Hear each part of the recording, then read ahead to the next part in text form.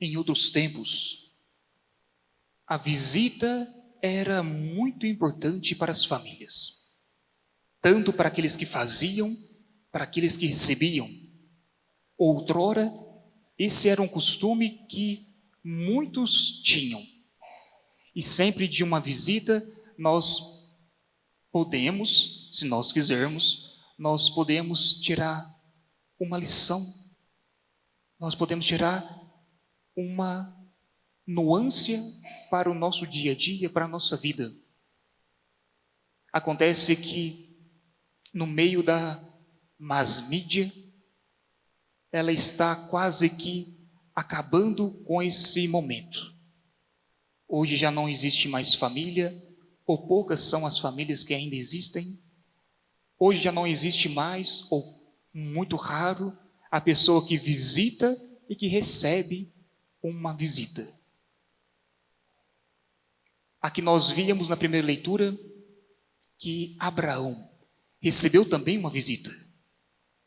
Nós podemos dizer que ele recebeu uma teofania, uma manifestação divina. Ou seja, ali ele encontrou 3 rapazes. Nós podemos dizer que ali estava, de uma maneira ou de outra, revelada a Santíssima Trindade. E ali, naquele momento, Abraão, ele fez uma boa hospitalidade, recebeu bem o próprio Deus, que ele não sabia que era Deus, mas ele recebeu bem aqueles jovens, dando a eles, diz a leitura, que ele deu banho aos pés, derramou água aos pés, ofereceu para ele, ou para eles, ofereceu um pouco de pão, coalhada, carne, tudo para que eles tivessem, assim, um momento agradável. E parece, diz o texto, parece que ele ficou bem servido. Aqueles 3 jovens gostaram do acontecido, da recepção. Porém, totalmente contrário é a leitura que nós vimos no Evangelho. Também Marta recebe Jesus, mas ela é advertida. Jesus, então, estava indo para Betânia. E a casa de Lázaro, seu amigo, era uma casa muito receptiva. E ali encontrava Marta, Maria e também Lázaro, aquele que ele iria ressuscitar. E Marta, então, naquele momento, naquele alvoroço, ela vai para a cozinha e fica ali na cozinha. Ponto final. Não sei se vocês lembram do Evangelho de semana passada. Na semana passada, Jesus nos mostrava, para aquele jovem, para aquele rapaz, ele mostrava que é necessário nós termos uma ação. E a ação que nós precisávamos fazer era algo caritativo, de amor para com o próximo. Regaçar as mangas, fazer algo. E ali, naquele momento, ele mostrava para aquele rapaz que é necessário observar os mandamentos. Semana que vem, nós veremos, se assim Deus permitir, nós veremos a tônica da virtude da fé. Compreendem? Semana passada, falava sobre a virtude da caridade. Semana que vem, virtude da fé. Hoje, então, está falando necessariamente da virtude da esperança. Então, parece que aquilo que Jesus falou na semana passada, que é necessário nós termos uma ação, hoje Jesus fala o contrário. Repreende aquela mulher que tem ação. Mas ele repreende porque ela tem uma reação que não é louvável. Então vejam que entre ação e reação, elas não se casam. Não é a mesma coisa. Não somente na nomenclatura, mas também na vida. Pois bem, então por que será que Jesus repreendeu, advertiu Marta? O que será que Marta tinha que diferenciava de Abraão e não agradava o Senhor? Marta, ela começou até de maneira ativa, de maneira fazendo algo, regaçando as mangas, fazendo uma ação boa, mas terminou Marta fazendo algo que era bom. Ela fez algo para ser notada pelos outros, não simplesmente pelo Senhor. Marta esqueceu de ter um coração voltado para os mandamentos. Marta preocupou simplesmente com o aspecto exterior. E é isso que nós vemos no ser humano. O ser humano tem dois momentos, duas particularidades. Ele tem um aspecto exterior e um aspecto interior. Percebam que também o ser humano, se ele está angustiado, triste, abatido, ele consegue maquinar, ele consegue, assim, disfarçar para mostrar que está tudo bem. Imagine, uma pessoa que está triste é convidado para uma festa. Então, a pessoa que está triste, ela tenta fazer uma boa cara, tenta, assim, esquecer os sentimentos e ir para aquela festa. Caso contrário, ela nem vai para aquela festa. Se ela não consegue disfarçar, ela não vai. O sentimento fica muito evidente. Então, o que Jesus está mostrando para Marta é que exteriormente ela fazia algo bom. Ela estava trabalhando, estava fazendo uma ação, mas internamente Marta estava um pouquinho fora da casinha. Pelo menos é isso que diz o Evangelho. Jesus diz: Marta, Marta, tu te preocupas e andas agitada por muitas coisas. Então ela estava preocupada, ela estava agitada.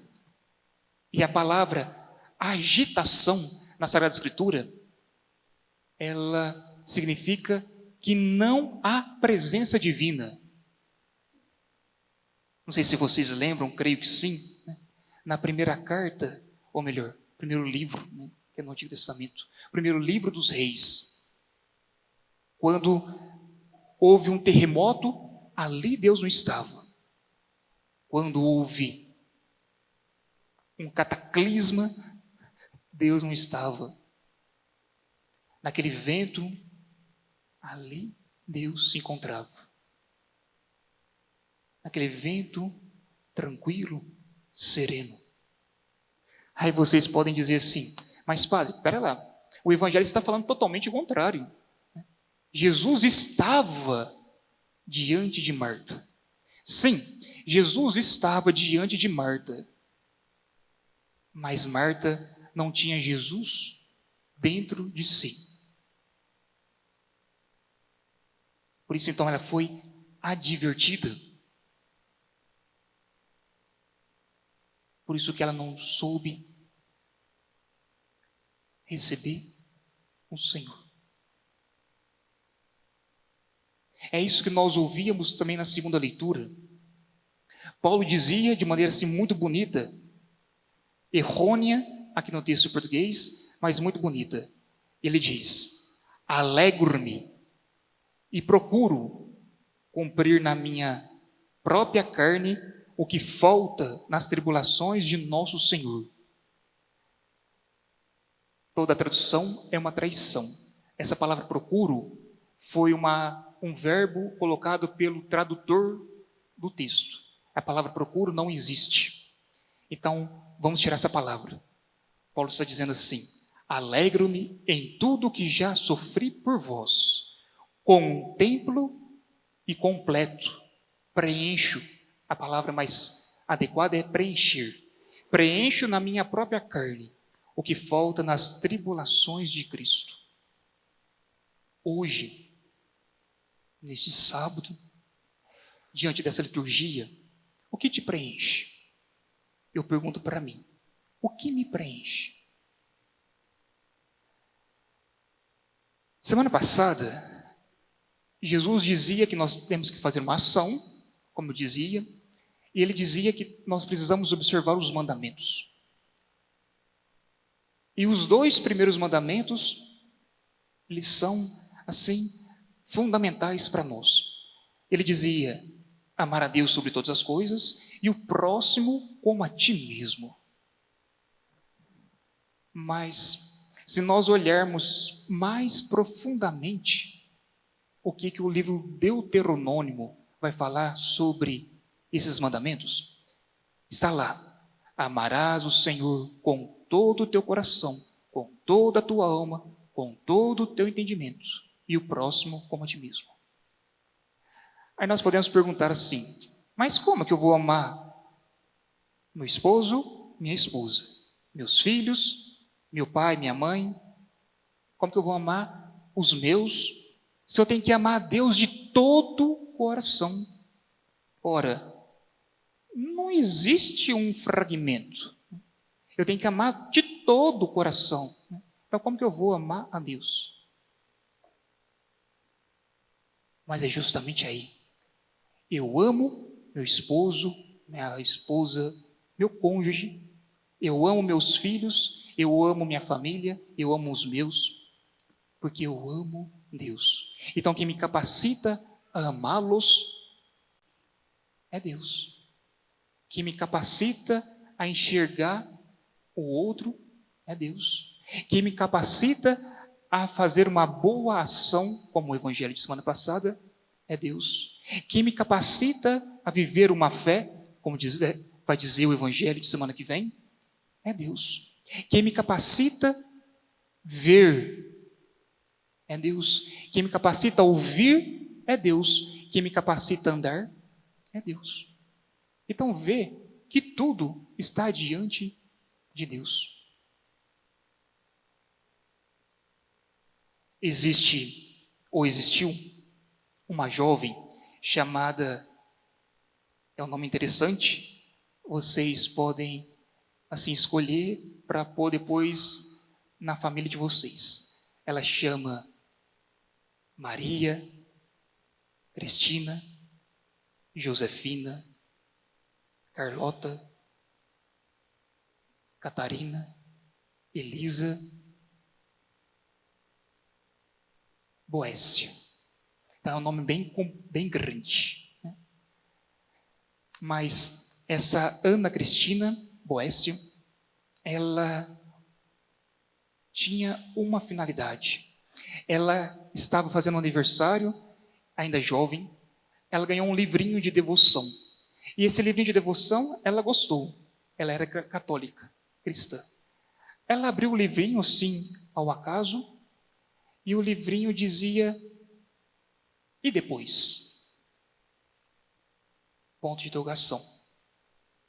E aquilo mexeu na alma de Ana, de Maria Cristina, mais conhecida. E aí ela tinha que fazer uma recepção de uma festa no seu castelo. Ela se tornou rainha. Mas ainda jovem, ela tinha que fazer uma recepção nesse castelo, e aí ela foi se preparar para vestir de sedas, de joias. E enquanto estava sendo vestida, a ama estava vestindo ela, ela perguntava, hoje eu visto sedas e joias, e depois? Ela leu esse livrinho, e esse livrinho falava sobre as verdades da vida espiritual. E nesse livrinho, quando que falava e depois, era sobre as alegrias, que as alegrias passam, o que ficam são as boas reações. E ela levou esse livro sempre com ela. Acontece que um dia ela perdeu o livrinho na capela. A sua amiga encontrou. E na hora que a sua amiga abriu o livrinho, estava lá escrito. Era É ela que tinha escrito, Maria, Cristina que tinha escrito. Hoje me diz que eu sou jovem, que eu sou bela e que eu tenho saúde. E depois? Então, daqui a pouco, Jesus fará presente no altar. Aqueles que estarão preparados, ou que se encontram preparados, receberão Jesus. É Jesus que vai nos visitar no nosso coração. E depois? Quando você voltar para sua casa, com Jesus no coração, e depois? Hoje, portanto, é um dia de nós fazermos uma prece, de maneira especial, a São José. São José, aquele que soube receber Jesus na sua casa, na sua carpintaria, nos seus afazeres, para depois ir para os céus.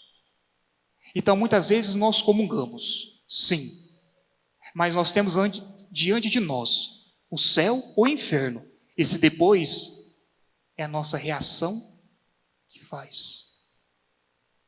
Hoje nós temos uma ação de vir até aqui. E depois? O que será de nós?